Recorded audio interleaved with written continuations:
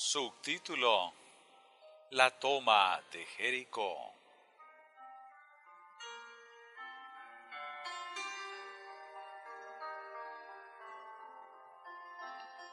Tras la muerte de Moisés, Josué fue designado como dirigente de Israel para que lo condujera a la tierra de promisión. Estaba calificado para esta importante función. Había sido el primer ministro de Moisés durante la mayor parte del tiempo que los israelitas habían vagado por el desierto. Había visto las maravillas que Dios había obrado por medio de Moisés y había comprendido correctamente la disposición del pueblo. Era uno de los 12 espías que habían sido enviados para inspeccionar la tierra prometida y fue uno de los 2 que informaron fielmente de sus riquezas y alentaron al pueblo para que la poseyera con la ayuda de Dios.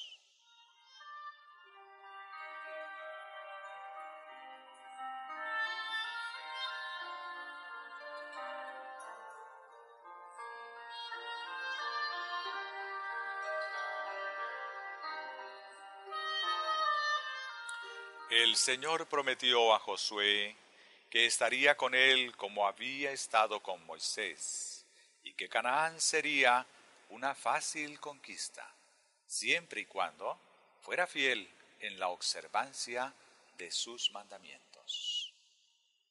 La misión de guiar a su pueblo hacia Canaán había llenado a Josué de ansiedad, pero esta promesa disipó sus temores. Ordenó a los hijos de Israel que se prepararan para un viaje de 3 días, y que todos los hombres capaces de entrar en combate se prepararan para la batalla. Entonces respondieron a Josué, diciendo: Nosotros haremos todas las cosas que nos has mandado, e iremos a donde quiera que nos mandes. De la manera que obedecimos a Moisés en todas las cosas, así te obedeceremos a ti. Solamente que Jehová tu Dios esté contigo, como estuvo con Moisés. Cualquiera que fuere rebelde a tu mandamiento, y no obedeciere a tus palabras en todas las cosas que mandes, que muera. Solamente que te esfuerces y seas valiente. Josué 1, verso 16 al 18.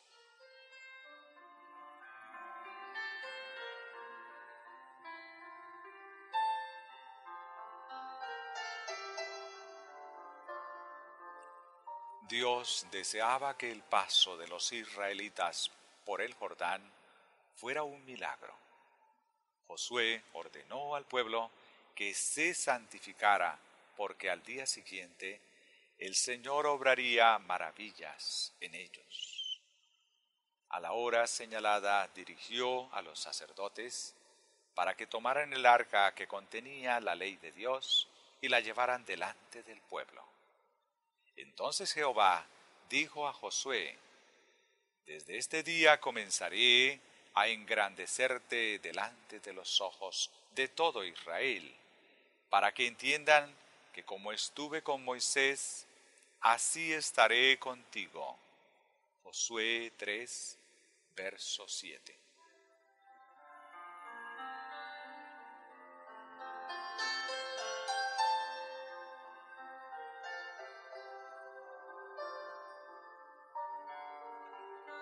Los sacerdotes obedecieron las órdenes de su dirigente y se pusieron delante del pueblo, llevando el arca de la alianza. Las huestes hebreas se dispusieron en orden de marcha y siguieron el símbolo de la presencia divina. La gran columna se adentró en el valle del Jordán, y tan pronto como los pies de los sacerdotes tocaron las aguas del río, el curso se interrumpió, y las aguas que quedaron río abajo siguieron corriendo, dejando seco el lecho. Cuando llegaron a la mitad del cauce, los sacerdotes recibieron la orden de permanecer ahí hasta que las huestes hebreas lo hubieran cruzado. Eso grabaría aún más profundamente en sus mentes que la fuerza que retenía las aguas del Jordán era la misma que, 40 años atrás, había permitido que sus padres cruzaran el Mar Rojo.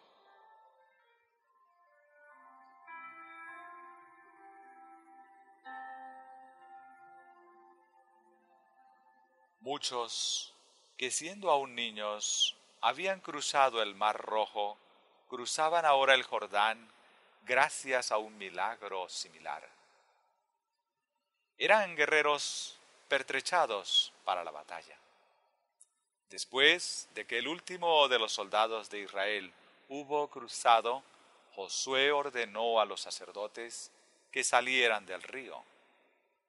Cuando hubieron salido y trajeron el arca a un lugar seguro, Dios retiró su poderosa mano, y las aguas que se habían acumulado irrumpieron río abajo, formando una poderosa avenida que llenó todo el canal natural de la corriente.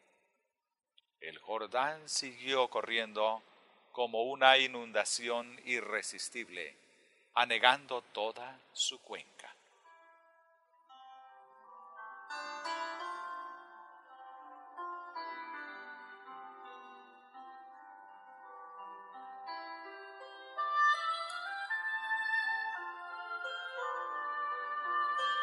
Pero antes de que los sacerdotes hubieran salido del río, para que este maravilloso milagro no fuera olvidado jamás, el Señor ordenó a Josué que seleccionara hombres notables de cada tribu para que tomaran piedras del lugar del río donde los sacerdotes habían permanecido y las llevaran en sus hombros hasta Gilgal.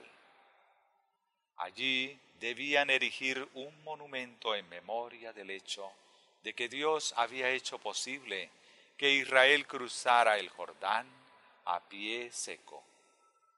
Sería un recordatorio continuo del milagro que el Señor había obrado por ellos.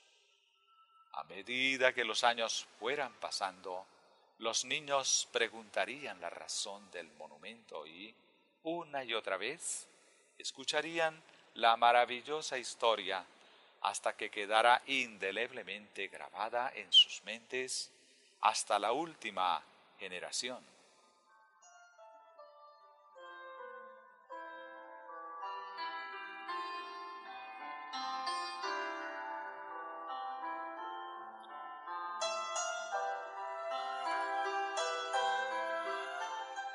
Cuando todos los reyes de los amorreos y los reyes de los cananeos oyeron que el Señor había retenido las aguas del Jordán ante los hijos de Israel, sus corazones sucumbieron al pánico.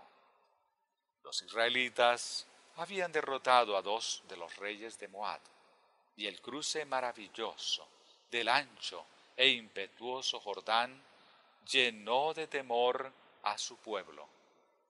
Entonces Josué circuncidó a todos los varones que habían nacido en el desierto. Después de esta ceremonia, celebraron la Pascua en la llanura de Jericó. Y Jehová dijo a Josué: Hoy he quitado de vosotros el oprobio de Egipto. Josué 5:9.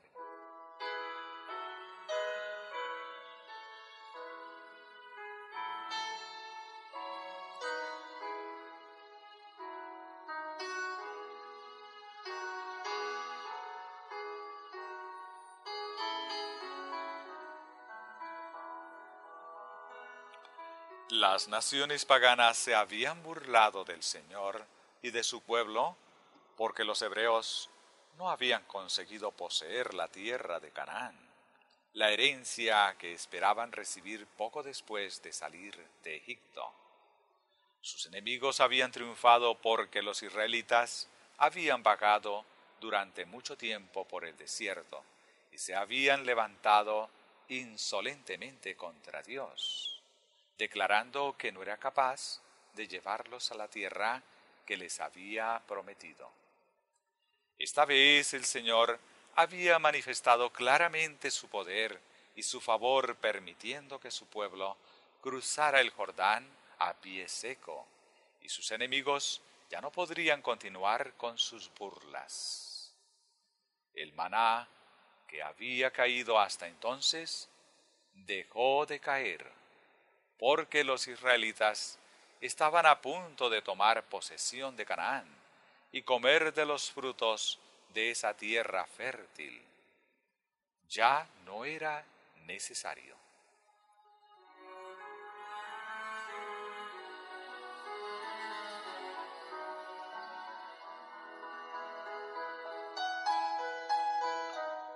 Cuando Josué se apartó del ejército de Israel para meditar y orar por la presencia especial de Dios, vio a un hombre de gran estatura, recubierto de atuendos que parecían una armadura y con una espada desenvainada en la mano.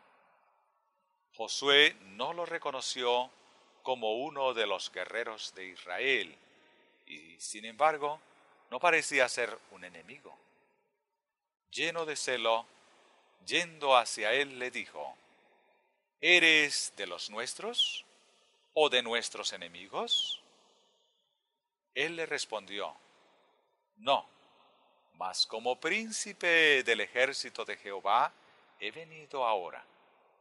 Entonces Josué, postrándose sobre su rostro en tierra, le adoró y le dijo: ¿Qué dice mi señor a su siervo?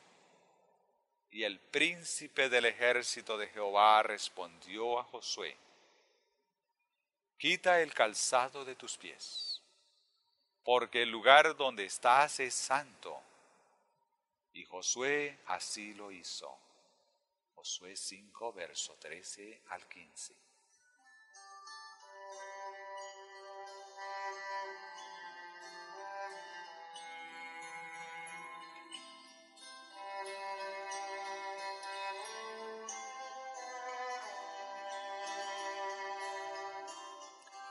La gloria del Señor inundó el santuario, y por esa razón los sacerdotes jamás entrarían calzados en un lugar santificado por la presencia de Dios.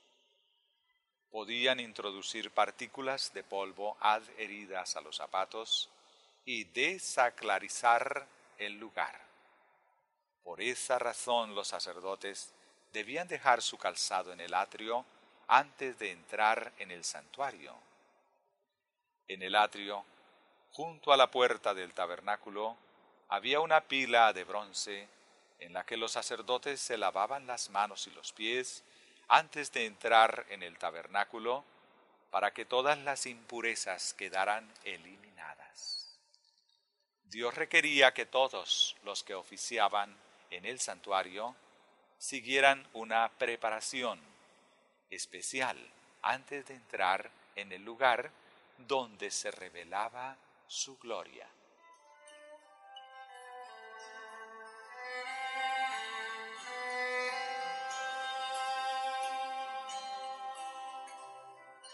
El que se alzaba delante de Josué era el Hijo de Dios. Era el que había conducido a los hebreos por el desierto, como una columna de nubes durante el día y de fuego durante la noche, para que Josué supiera que no se trataba de nadie más sino Cristo, el Altísimo. Dijo: Quita tu calzado de tus pies. Éxodo 3:5. Luego dio instrucciones a Josué al respecto de cómo se debían comportar para tomar Jericó. Todos los guerreros recibirían orden de dar una vuelta a la ciudad cada día durante 6 días, y el séptimo deberían dar 7 vueltas.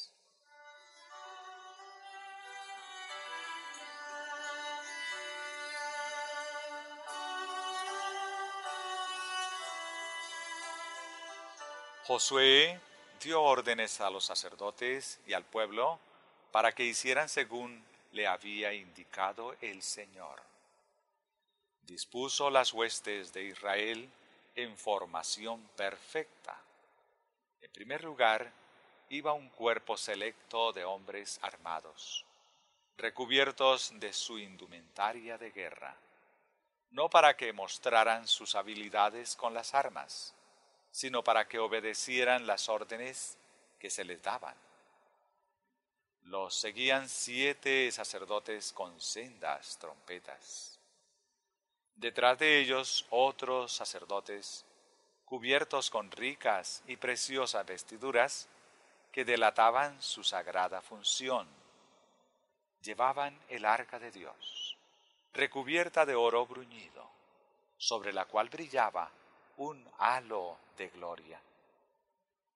El gran ejército de Israel seguía en perfecto orden y agrupada cada tribu bajo su respectivo estandarte. Dispuestos de esta manera, circundaron la ciudad con el arca de Dios.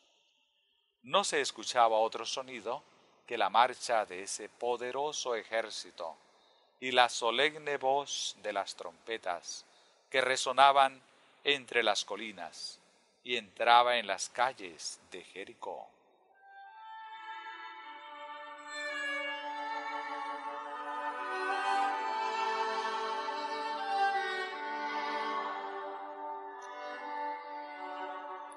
Admirados y alarmados, los guardas de la ciudad condenada tomaban nota y daban cuenta a las autoridades de cada uno de los movimientos de los hebreos. No eran capaces de imaginar qué significaba todo este despliegue. Jericó había desafiado a los ejércitos de Israel y del Dios del cielo. Pero cuando miraron esa poderosa hueste que marchaba alrededor de su ciudad una vez al día, con toda la pompa y majestad de la guerra, con la grandiosidad del arca y los sacerdotes que la llevaban, el impresionante misterio atizó el terror en el corazón de los príncipes y del pueblo. Una vez más inspeccionaron sus fuertes defensas y se sintieron seguros de que podrían resistir el más poderoso ataque. Muchos ridiculizaron la idea de que esas extrañas manifestaciones de sus enemigos pudieran causarles daño alguno. Otros sintieron temor al contemplar la majestad y el esplendor de la procesión que cada día circundaba, magnífica, la ciudad.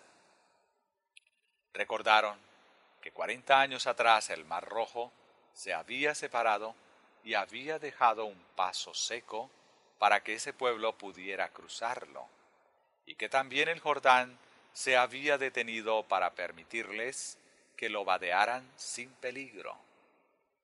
No sabían qué otras maravillas obraría Dios por ellos, pero mantuvieron sus puertas cuidadosamente cerradas y vigiladas por poderosos guerreros.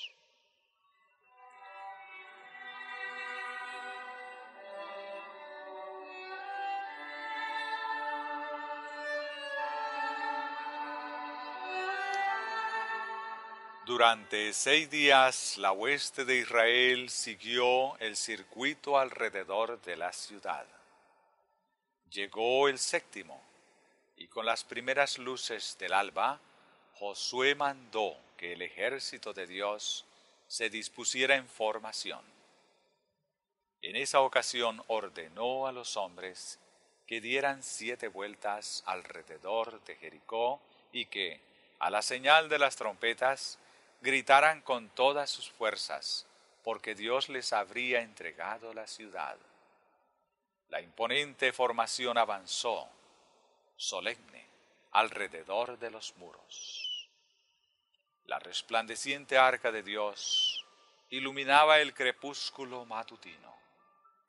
Los sacerdotes, con sus pectorales y emblemas de pedrería, y los guerreros cubiertos de resplandecientes armaduras, Ofrecían un espectáculo magnífico. Avanzaban en un silencio de muerte, solo roto por el mesurado paso de sus pies y el sonido de las trompetas, que de vez en cuando traspasaba el silencio de aquella hora tan temprana.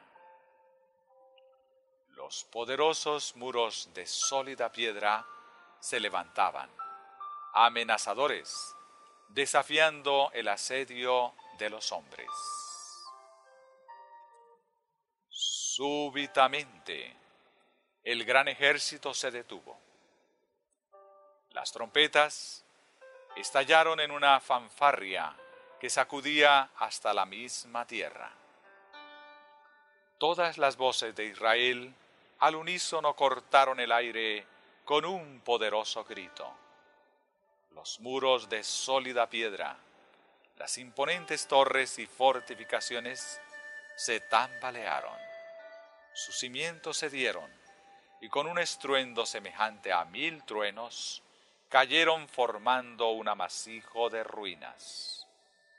Los habitantes y el ejército enemigo, paralizados por el terror y el desconcierto, no ofrecieron resistencia e Israel entró y tomó cautiva la poderosa ciudad de Jericó.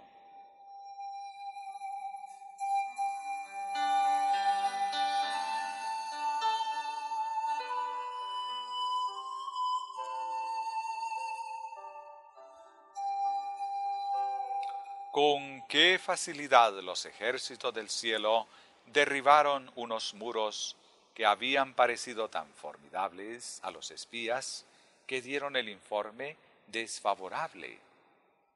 La única arma que entró en combate fue la palabra de Dios. El poderoso de Israel había dicho: yo he entregado en tu mano a Jericó. Josué 6:2. Habría bastado con que un solo hombre hubiera dado una muestra de fuerza contra los muros de la ciudad para que la gloria de Dios hubiese sido menoscabada y su voluntad se frustrara. Pero se dejó que el Todopoderoso se hiciera cargo de toda la obra. Aunque los cimientos de los edificios hubiesen alcanzado hasta el centro de la tierra, y sus tejados la bóveda del cielo, el resultado habría sido el mismo, porque el capitán de las huestes del Señor dirigía el ataque de los ángeles.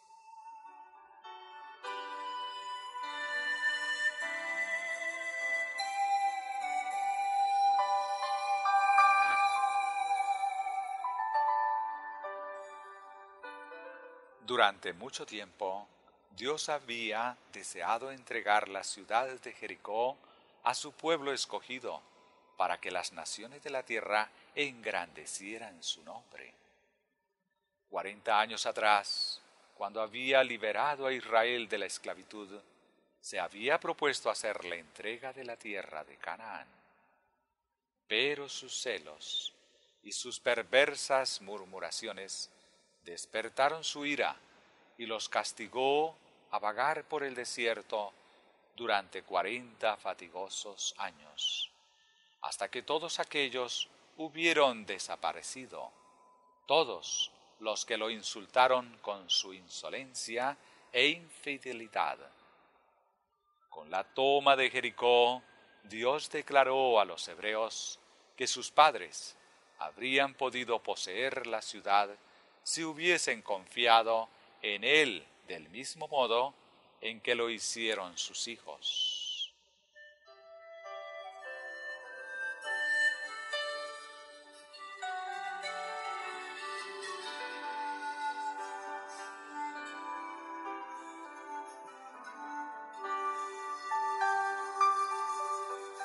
La historia del antiguo Israel se escribió para nuestro provecho. Pablo dice: pero de los más de ellos no se agradó Dios, por lo cual quedaron postrados en el desierto. Mas estas cosas sucedieron como ejemplos para nosotros, para que no codiciemos cosas malas, como ellos codiciaron. Y estas cosas les acontecieron como ejemplo, y están escritas para amonestarnos a nosotros, a quienes han alcanzado los fines de los siglos. Así que, el que piense estar firme, mire que no caiga. Primera de Corintios capítulo 10, versos 5 y 6, y también el versículo 11 y 12.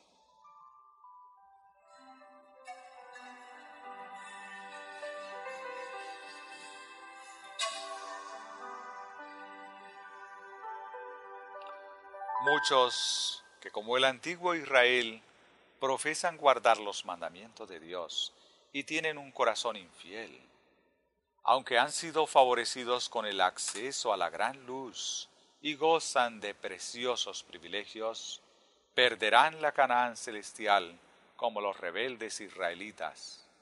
Tampoco entraron en la Canaán terrenal que Dios había prometido como recompensa por su obediencia.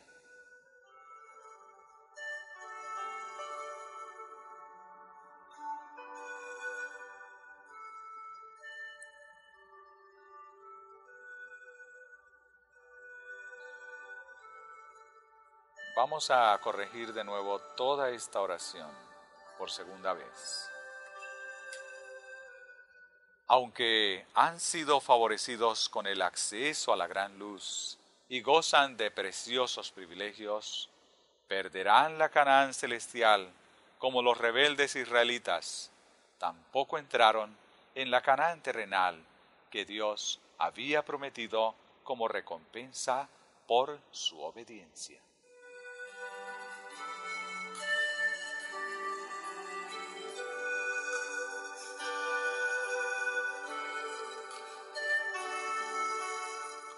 Como pueblo nos falta fe. En estos días son pocos los que, al igual que los ejércitos de Israel, siguen obedientes a los consejos que Dios da por medio de su sierva escogida. El capitán de las huestes del Señor no se reveló a toda la congregación. Solo se comunicó con Josué, el cual relató su entrevista a los hebreos. A ellos les tocaba creer o dudar de las palabras de Josué, seguir los mandamientos que les daba en nombre del capitán del ejército del Señor, o rebelarse contra sus instrucciones y negar su autoridad. Ellos no podían ver la hueste de ángeles, comandada por el Hijo de Dios, que dirigía a su vanguardia. Podían haber razonado: estos movimientos carecen de todo sentido, y esta farsa es ridícula. Dar una vuelta cada día alrededor de los muros de la ciudad y hacer sonar las trompetas. Esto no tendrá ningún efecto sobre las fuertes torres y fortificaciones.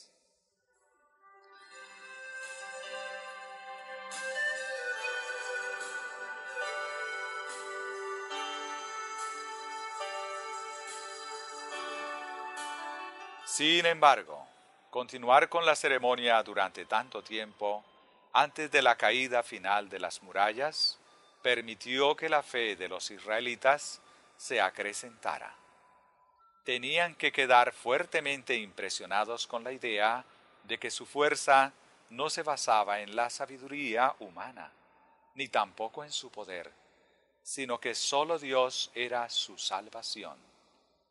De ese modo, se habituarían a mantenerse a un lado y a poner toda su confianza en su divino director.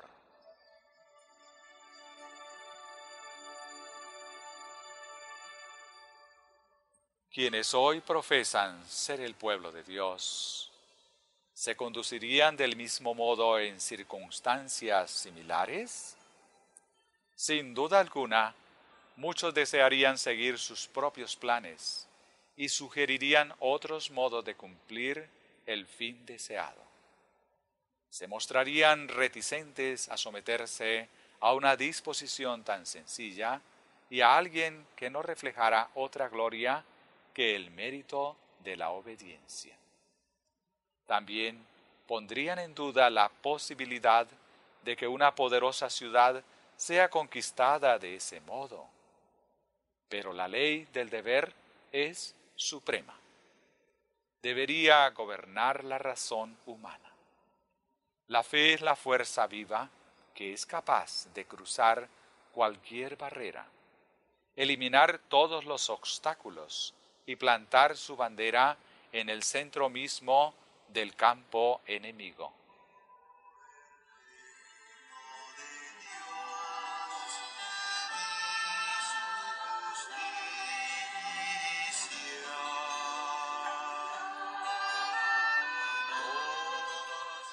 Dios obrará maravillas por aquellos que confíen en Él. Si los que profesan ser su pueblo no retienen más fuerza, es porque confían demasiado en su propia sabiduría y no permiten que el Señor revele su poder en su beneficio. Él ayudará a sus fieles hijos en todas las ocasiones si depositan toda su confianza en Él y lo obedecen sin cuestionarlo.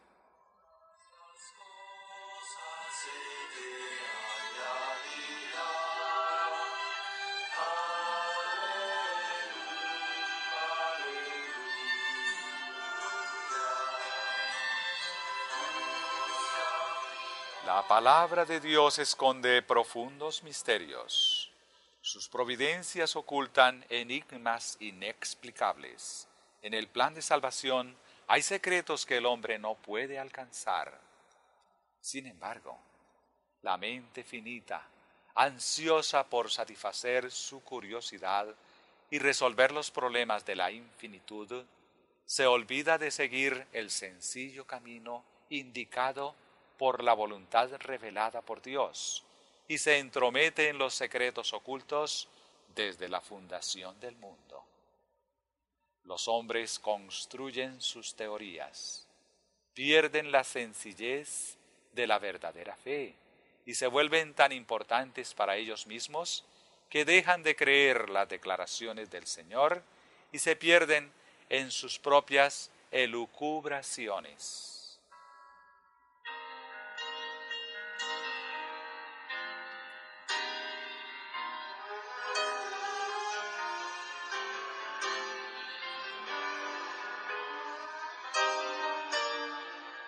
Muchos que profesan nuestra fe se encuentran en esta posición.